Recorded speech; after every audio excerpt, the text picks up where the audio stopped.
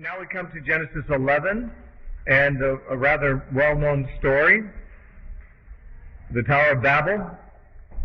It says, "Now the whole earth had one language and one speech, and it came to pass as they journeyed from the east that they found a plain in the land of Shinar, and they dwelt there. Then they said to one another, 'Come, let us make bricks and bake them thoroughly.' They had brick for stone, and they had asphalt for mortar. And they said, 'Come, let us build ourselves a city, and a tower whose top is in the heavens. Let us make a name for ourselves, lest we be scattered abroad over the face of the whole earth.' But the Lord came down to see the city, and the tower which the sons of men had built. And the Lord said, 'Indeed, the people are one, and they all have one language. And this is what they begin to do. Now nothing that they propose to do will be withheld from them. Come, let us go down, and there confuse their language, that they may not understand one another's speech.' So the Lord scattered them abroad from there over the face of all the earth, and they ceased building the city. Therefore its name is called Babel, because there the Lord confused the language of all the earth. And from there the Lord scattered them abroad over the face of all the earth." Now we read in chapter 10 about how the nations who were descended from Noah were scattered throughout the earth, and where they spread out to the various regions. This tells us the time of their scattering. In chapter 10, there were a number of references to these nations scattering according to their nations and according to their languages. But they didn't initially have languages. They initially had all one language. It's at the Tower of Babel that this dispersion and this confusion of the languages came about, which tells us, of course, that separate languages did not come about the way that secular evolutionists would think, because they would assume that languages evolved gradually, probably in different places, and then other languages evolved from there. Well, we do certainly see evolution of language. We do see even that the English language that is spoken by young people today has a vocabulary and idioms that we didn't speak when I was young. And my generation spoke idioms that my parents didn't speak. And now there are terms that have just come into the language that all generations that are now living know, which were new a generation or two ago. And if you go back and read English that was written 300 years ago or 400 years ago, you can hardly recognize the words because it changes. Language changes over time. So it is very probable that some languages have come into existence since the Tower of Babel simply by the process of evolution, but they did not all evolve from a single language over a slow process. But they all, at least the original languages, perhaps the 70 languages that are alluded to in chapter 10, because there are 70 heads of nations mentioned there in chapter 10, were all begun at one time at this tower. And this tower was the occasion of God being offended by man, and or at least concerned about what man was up to, and therefore interfering. Now we read that one of the problems was that everyone spoke one language, and yet God had told them to disperse. He hadn't used the word disperse, but he did tell, after the flood, he told Noah in chapter 9 verse 1, "Be fruitful and multiply and fill the earth." Well, filling the earth requires dispersing, and that's what they did when God scattered them. So that's what God had in mind. They didn't want to disperse. So we see that in verse 4. They say, "Let's build this tower, let's build a city," and at the end of that verse it says, "Lest we be scattered abroad over the face of the whole earth." So that's exactly what they were trying to avoid. Now, apparently Nimrod, because we're told that Babel was the beginning of his kingdom, over in chapter 10, of course, in verse 10. The beginning of Nimrod's kingdom was Babel. So this was his project. He apparently was maybe the first king, certainly the first king after the flood. We don't know if there were any kings before the flood. But he might have been the first man who ever made himself a king. And he apparently liked the idea of being a king over everybody. And that would be why he doesn't want people scattered. If people scattered all over the earth, it'd be impossible in an age without quick transportation or communication for one man who had to be located in one place. He couldn't rule over everybody if they're scattered too far away for him to get to. So the idea is to keep them all in one place. And I think that that's actually a strategy that power-hungry rulers always observe. Keep people compressed where you can see them. Don't let them be scattered out all over the hills and the mountains and the forests, all over the land. And it's too hard to keep track of them. And it's interesting how that in our modern times, populations are being concentrated in cities. You know, so much so that it's possible to tell a city dweller that the earth is overpopulated, and they'll believe you. Because they can tell at rush hour, the traffic, the freeways themselves are overpopulated. And if you tell the average city dweller that the world is overpopulated, it rings true because their world is. Because they're all crowded together in a small space. That's not the way that God necessarily intended people to be. He wanted to be scattered.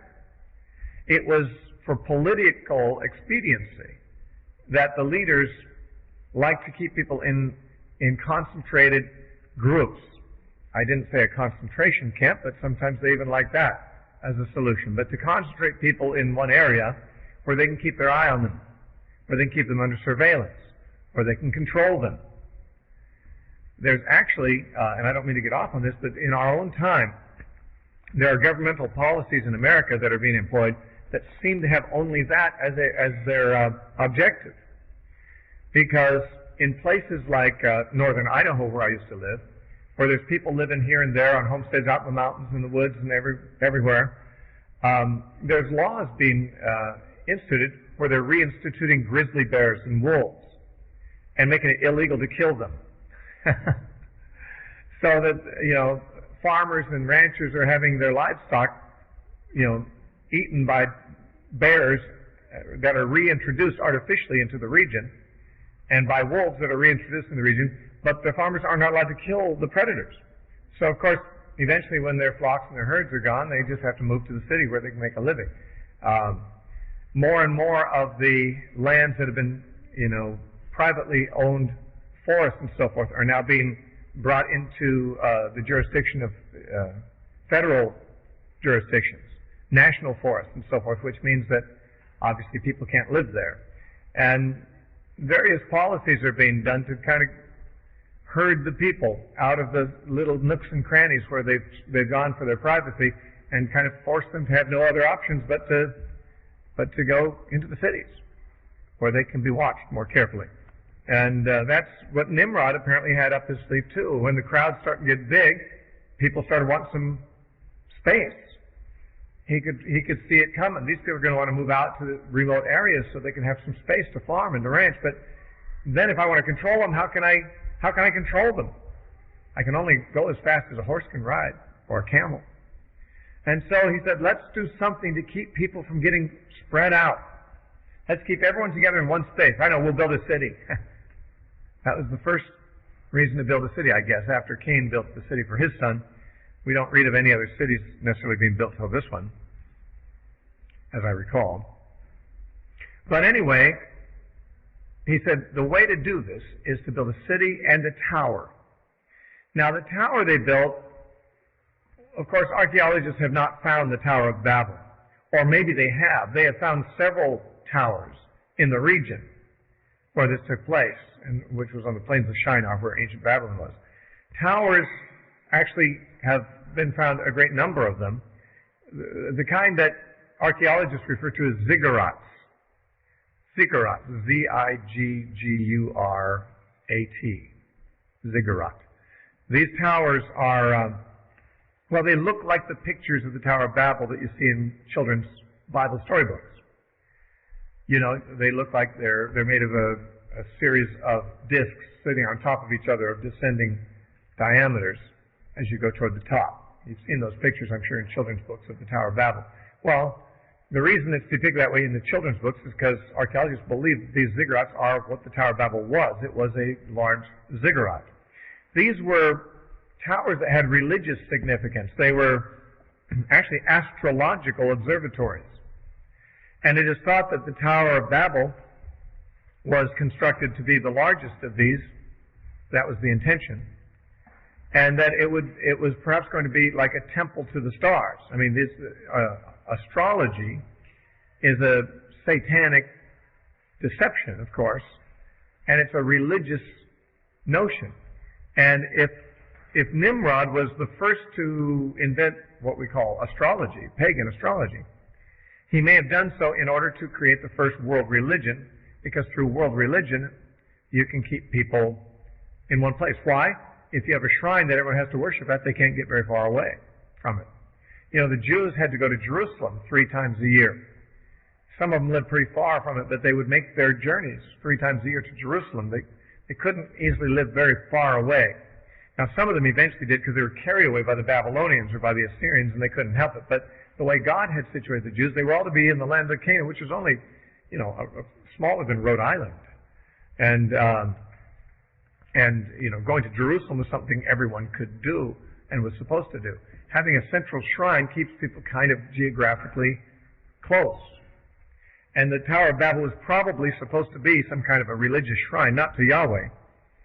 But if the ziggurats that the archaeologists have found are samples of what the tower was, probably a shrine to the stars, which may have been worshipped as gods and may have given rise to the whole ideas that the stars, control your destiny and so forth, that is now informing the modern horoscopes and so forth.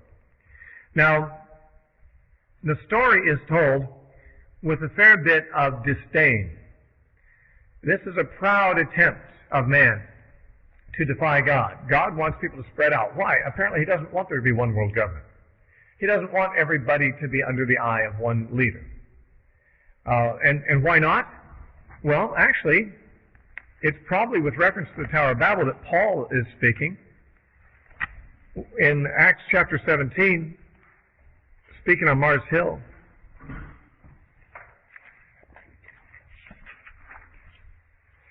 he's speaking to the Athenians, the Greek philosophers, and he's giving a sermon, and he's trying to bring them up to speed on, the things of God, and they believe in idols, and he wants them to know about the real God. And it says in verse 24, Acts 17:24, Paul said to the Athenian philosophers, God who made the world and everything in it, since he is Lord of heaven and earth, does not dwell in temples made with hands. Nor is he worshipped with men's hands as though he needed anything, since he gives to all life, breath, and all things. He has made from one blood every nation of men to dwell on all the face of the earth, and has determined their pre-appointed times and boundaries of their habitation, so that they should seek the Lord, in the hope that they might grope for him and find him, though he's not far from each of us, for in him we live and move and have our being. Now notice Paul, talking to these pagans who don't know anything about Genesis, says, there's a real God, the Lord of heaven and earth. He made the earth, he made the people in it, and he even made the nations, and pre-appointed where they would be, what their boundaries would be, at what times in history. He certainly is referring to the results of what happened at the Tower of Babel. God dispersed the people into what became eventually nations all over the world. But why did he do that? Why did he disperse them like this? Why didn't he just let them all be in one place? He says, because God wanted that men should be able to seek God. That's what it says. It says, so that they should seek the Lord in the hope that they might grope for him and find him. Now, the idea here is if all people were not scattered abroad and all could be brought under the control of one leader, that leader could control everybody and limit the ability of people to seek the Lord if that leader wished to prevent them from doing so. But if people are scattered all over in various jurisdictions that are not under one leader, then even if a leader somewhere tries to restrict the worship of God, there is still the ability to worship God in other places that he has no control over. It is that people might have independence of thought and of religious pursuit that God did not want people all in one place. It is no doubt in order that they could not have this independence of thought and religious pursuit that Nimrod wanted to keep them all in one spot and built them a central shrine to be probably the shrine of a one-world religion, which would, of course, underscore or undergird, I should say, the legitimacy of his one-world government. Of course, one-world government didn't mean global in those days. All the world was capable of living in one plane. I mean, it was just probably Not very many generations. 2 generations after the flood, 3 generations after the flood that Nimrod lived.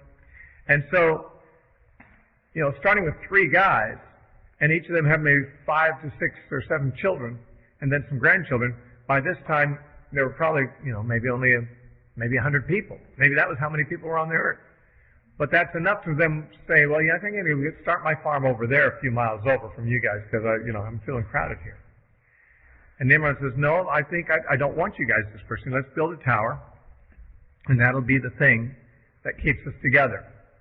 Now, as the narration of it goes, the tower is described in very, I guess we say, demeaning or disrespectful terms. The narrator, Moses, has no respect for it. For example, in verse 3, it says, they said to one another, come and let us make bricks and bake them thoroughly. And then Moses says, they had brick for stone, and they had asphalt for mortar. Now, what's that saying? Brick made out of mud? They didn't even have stone to build this tower. When Solomon built the temple, he made it from huge stones. It would have stood probably forever if it hadn't been burned down by the Romans. It was a solid, strong building. They didn't have stone there, so they had to make mud bricks. They didn't even have mortar. They had to take slime, asphalt, tar for mortar. The point here is a respectable building would be made out of stone and mortar. But they didn't have that. They had bricks that they had to bake from the mud, and they had asphalt, which is not really suited for mortar, but the point is it's the best they had. This was not going to be the highest quality building. It was the best they could do with what they had on hand. And what also, it says in verse 4, they said, let's build a city for ourselves with a tower whose top is in the heavens and make a name for ourselves. Now, the top in the heavens, some scholars have said it could be translated with the heavens in its top, which could mean that a depiction of the heavens, like the zodiac or something depicted on the top of the building. Some of the ziggurats do have, images of the zodiac, at the top of them. So it might be a reference to that. Or it might be just say, let's build a tower that goes all the way up into heaven, as if to, knock God off of his throne, perhaps. They don't say as much here, but Isaiah does. In chapter 14 of Isaiah, where the king of Babylon is addressed,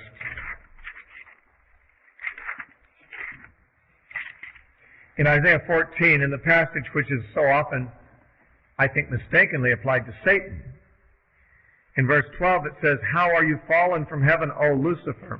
Actually, it should be translated, O morning star. Lucifer is not a name.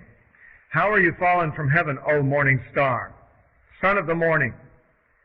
How you are cut down to the ground, you who weaken the nations. Now, by the way, this is addressed to the king of Babylon. We know that, because it says so in verse 4 of this chapter, that you will take up this proverb against the king of Babylon. Okay, so this is uttered to the king of Babylon, who is referred symbolically to as the morning star and so forth. Unfortunately, the translation Lucifer was given in the King James, I think following the Vulgate, and it was treated as a proper name, and some have applied it to Satan, but this doesn't. It says, for you have said in your heart, I will ascend into heaven. I will exalt my throne above the stars of God. I also will sit on the mount of the congregation, on the farthest sides of the north. I will ascend above the heights of the clouds. I will be like the Most High. Yet you shall be brought down to Sheol, to the lowest depths of the pit. Those who see you will gaze at you and consider you, saying, is this the man? It is a man, not an angel we're talking to here. Is this the man who made the earth to tremble, who shook kingdoms? Now, this man, the king of Babylon, is brought down because of his pride and his ambitions. And speaking to the king of Babylon, he says, you thought you'd ascend into the heaven. You thought you'd ascend above the clouds. You thought you'd be up set your throne among the stars of God. Could this be a reference to the Tower of Babel? It certainly could be, because Babel was the beginning of Babylon. And this is addressed to the king of Babylon as representative of his nation. Speaking to Babylon, God could easily say, you thought you're going to push God out of his throne. You're going to be like the Most High. You're going to put your throne above the stars of God.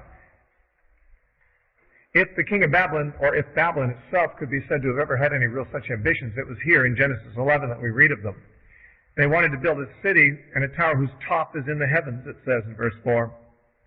Genesis 11:4. But in keeping with the disdain the narration uses, it says in verse 5, Yahweh came down to see the city and the tower. Now consider that. They thought they were building a high tower with its top in the heavens. God says, I'd like to see what you're doing. And he had to go down to see it. They weren't as high as they thought they were. God was so high that he couldn't even see it from where he was. Let's go down there and see this tower they're building. And the Lord, when he came down to see it, he said, indeed, the people are one, and they have one language, and this is what they begin to do. Now nothing that they have proposed to do, or purpose to do, will be withheld from them. Now what does that last line mean? Some people think that God is essentially saying whatever man can propose, he can pull it off. And in light of modern technology, it almost seems like that would be true. I mean, almost like there don't seem to be really limits to what man can do. The things that were science fiction in H.G. Wells and some of the other old science fiction writers in the 1800s now is just real. Atomic submarines, space travel,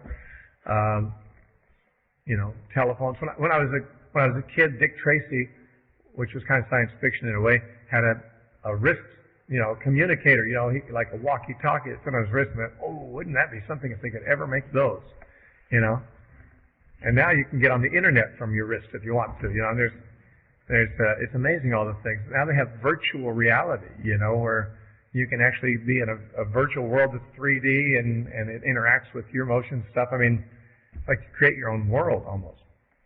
It does seem like there's almost no limit to what man can do. I think there are limits. For example, I seriously doubt that time travel is even philosophically possible, much less scientifically. But who knows? But the point is, some say, well, that's what God's saying. Now whatever man purposes to do, he'll be able to do. But I don't think that's what God's saying. Because he did say, now.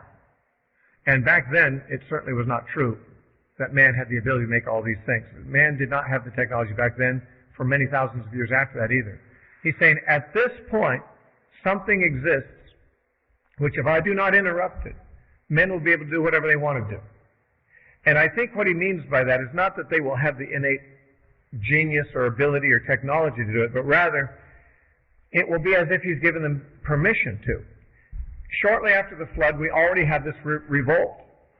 And I think what he's saying is, if I let this go by, I've set a precedent that I can't, where do you draw the line then?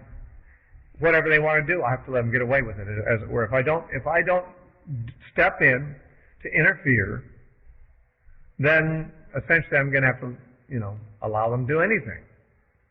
Why would I allow them to do this if there's something else I won't allow them to do?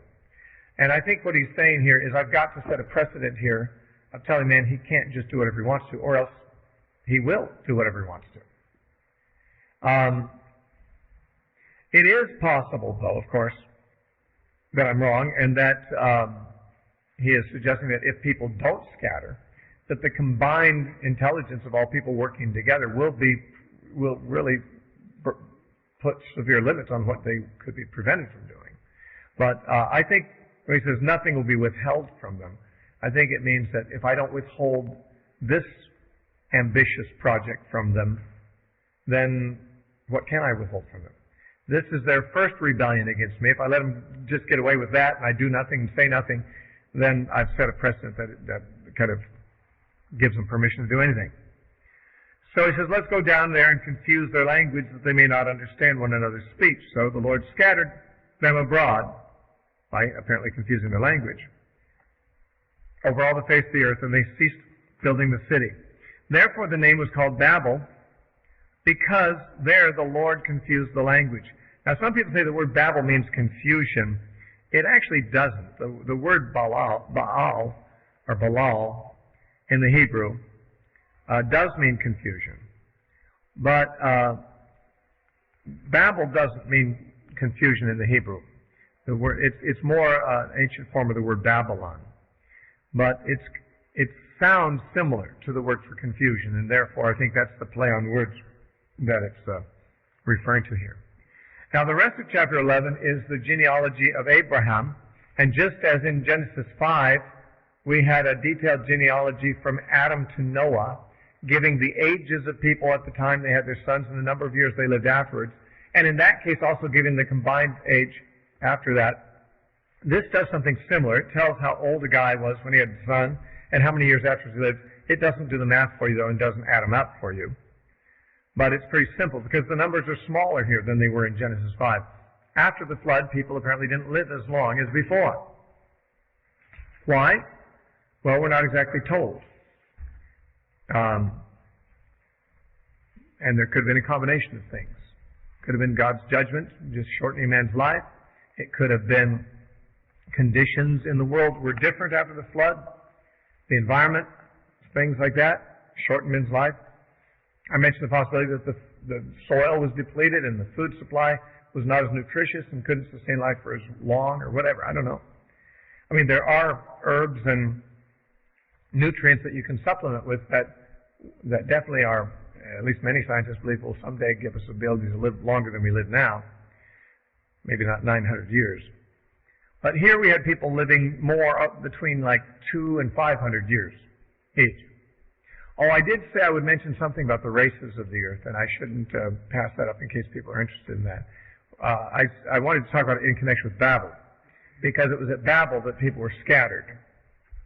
And people wonder, well, how could all the races of man come from one family, Noah's family? And some people imagine that maybe maybe Ham was black and Japheth was white, and that Shem was maybe brown or yellow colored or whatever, and that the races came from these three men that way. But it's not quite that simple. But what is simple is that the gene pool of a single family can easily be sufficiently rich as to eventually from their offspring give many different colors of skin, many different what we call racial characteristics. There's only one race, the human race. But what we refer to as racial characteristics can easily come from one family. And I may have mentioned this previously to you, but if a person has a black parent and a white parent, that person is called a mulatto. And if two mulattoes marry and have children, they can have any colored child in the whole world. Mulattoes have such a combination of the genes from their black parent and their white parent that they can be combined in various ways, and 9 children of one mulatto couple can be 9 different colors, from white to black and everything in between. So there's not a problem with all the racial groups, as we call them, the colors and the characteristics coming from a single family originally. We don't know how long it would take for them all to differentiate and particularly to consolidate into groups where those traits were universal in their group. But the reason I mention this with Babel is that some people feel that when God divided up the languages of people, of course there'd be a few people in every language group, it may be that he also chose languages that corresponded with genetic characteristics these people had, that as they would be isolated from others by language, the particular genetic traits of their group would also be inbred over the generations and consolidate so that some groups would have, all white people eventually, even if they were kind of mixed beforehand. I mean, eventually the dominant traits would last. Some would be all black and some would be all with other characteristics. As far as their geographical dispersion, it's interesting that the darker skinned peoples live more in the equatorial zones where there's more severe exposure to sunlight.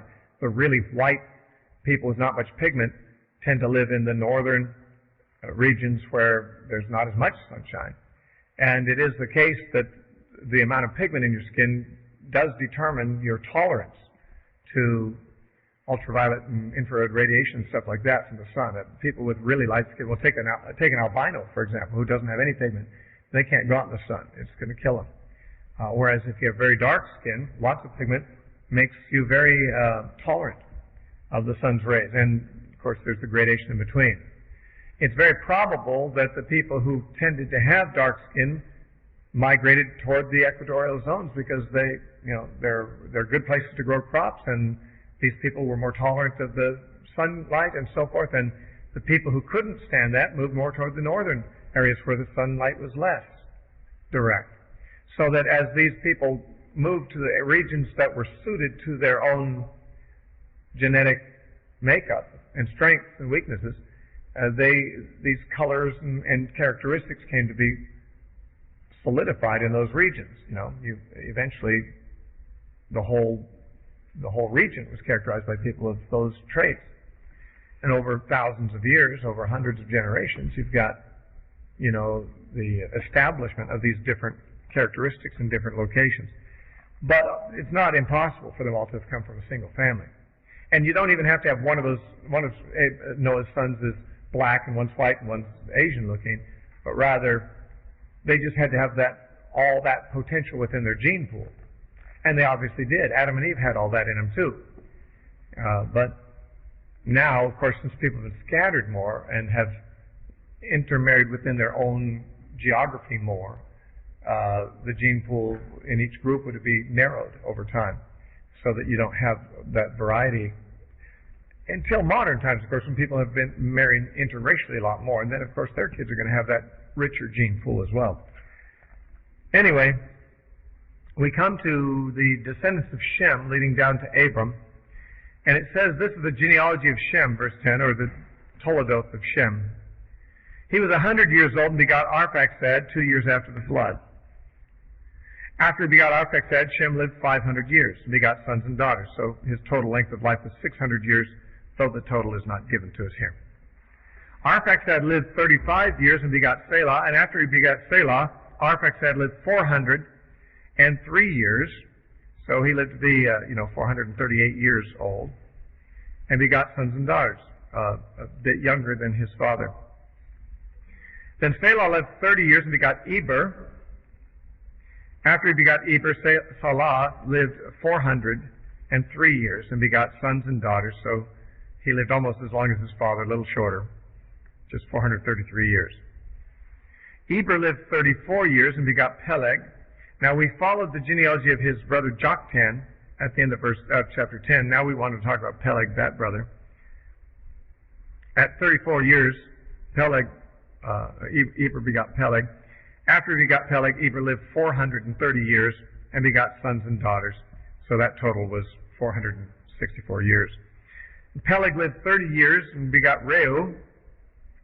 After he begot Reu, Peleg lived 209 years and begot sons and daughters. So his lifespan was radically shorter, only 239 years. Actually about half as long, or less than half as long as his dad lived. And Reu lived 32 years and begot Serug. And after he begot Serug, Reu lived 207 years and begot sons and daughters. He too didn't live very long, a little longer than his dad, but only 239 years. Serug lived 30 years and begot Nahor. After he begot Nahor, Serug lived 200 years and begot sons and daughters, so the total length was 230 years. Nahor lived 29 years and begot Terah. And after he begot Terah, Nahor lived 119 years. So he lived, 148 years only. And begot sons and daughters. Now Terah lived 70 years and begot Abram, Nahor, and Haran, or Haran, or I'm not sure whether it's Haran or Haran. But as you can see, it does not tell us immediately how long Terah lived after that, but it does further down. He lived another 135 years after apparently his son, one of those sons, was born. And in the end, in verse 32, it says the days of Terah were 205 years, and Terah died in Haran. Now Haran was the name of a place, also a name of one of his sons. And we have a little bit of a story of the family here. And Frank, I might need you to remind me, Abram was not the oldest son, is that correct? He's mentioned first because he's the most important. Similar to the Shem, Ham, and Japheth thing, yeah. Nahor died first, right? And so or Haran did. But yeah, Nahor lived longer, and he was the father of some of the other characters that we deal with. So Nahor, apparently, Frank has done the work, probably the oldest. Abram was the youngest? Yeah. Okay. Born when Terah was 130. Okay, so as we see, these names are not at all in their birth order either. Abram was the youngest. Now, apparently Terah was 70 when the oldest was born. Is that right? When Nahor was born. All right, now this is the genealogy of Terah. Terah begot Abram, Nahor, and Haran. Not in that order, though. And Haran begot Lot. Now, Haran, I better be consistent, I'll call him Haran. And Haran died before his father Terah in his native land in Ur of the Chaldeans. So here we read that their hometown was Ur of the Chaldeans, a Babylonian city, apparently. Chaldeans were the Babylonians. And that's where Terah and his family lived. And one of the sons died even before his father did. And that was Haran. But he left two, or actually three, orphan children. He had begotten Lot, who became an orphan when his father died.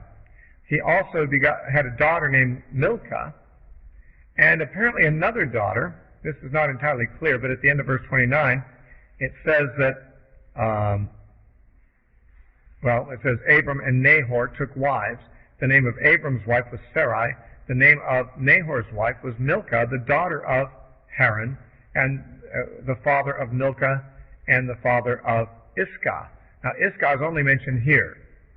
It's a feminine name, and so it's another daughter, apparently. I don't know what became of Iscah after her father died, but the other two children found help with their uncles.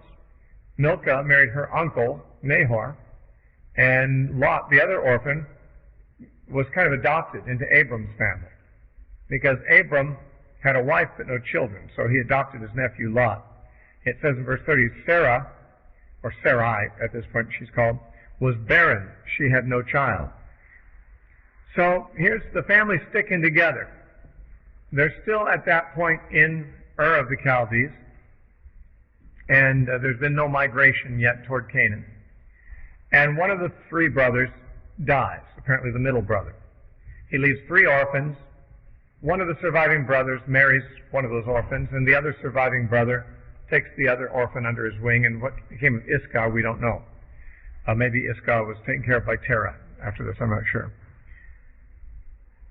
But we are informed early on that Sarai was not having any children. She was barren.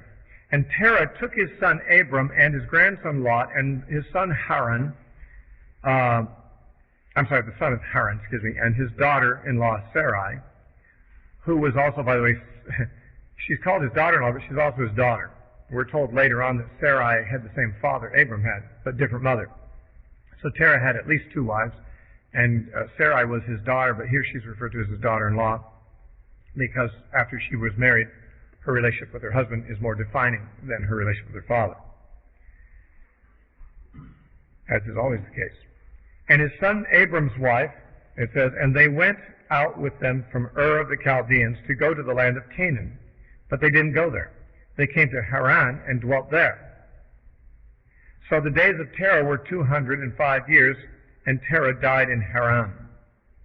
Now, it's interesting here. It says that Terah took Abram and the rest of the family and started to go to Canaan. We are not told why. But they didn't go to Canaan. They got to Haran, which was not there, and they stayed there until Terah died. Later, we see that Abram will go to Canaan. But we'll find out more when we get to chapter 12, which we won't do now because we're out of time. When we come to chapter 12 and we see in the story of Abram, it'll turn out that it was God who spoke to Abram back in Ur of the Chaldees and told him to leave his father's house and go to Canaan. But what actually happened is his father decided to bring the household with him. And it was Terah who took them all from Ur toward Canaan. This was not as it should be, I believe. I believe it was a mistake, and that's why they didn't get all the way to Canaan. They got to Haran, but they didn't get any further until Terah was dead. I believe Terah was probably an obstruction to Abram going to Canaan. If Abram had just left his father's house as God told him to do, he would have made the trip alone and made it directly to Canaan. Instead, he apparently allowed his father to go along. It's easier. If your whole family wants to go with you, it's easier than leaving them behind.